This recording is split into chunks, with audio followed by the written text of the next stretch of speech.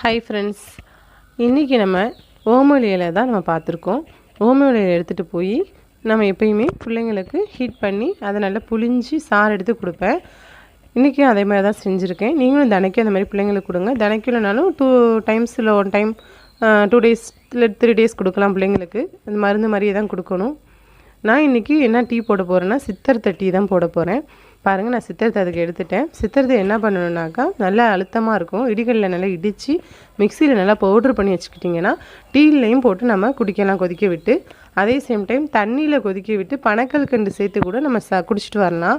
இது வந்து சளிக்கு ஒரு நல்ல மருந்து. அதே 3 time தான் குடிக்கணும். 3 வேளை அந்த மருந்து மாதிரி குடிக்கணும். கண்டிப்பாக நீங்கள் எல்லாருமே ட்ரை பண்ணுங்கள். எப்பயுமே சளி பிரச்சனை இருக்கிறவங்களுக்கு சித்திரத்தை தான் கையில் வந்து மருந்தே. நம்ம வந்து இயற்கையான முறையிலேயே மருந்து தேடி போவோம். செயற்கையே எடுக்கவே வேண்டாம். ஓகே, நான் குடித்தேன் டீ, சித்தரத்தை டீ. நீங்களும் குடிச்சு பாருங்கள். ஓகே, பாய்.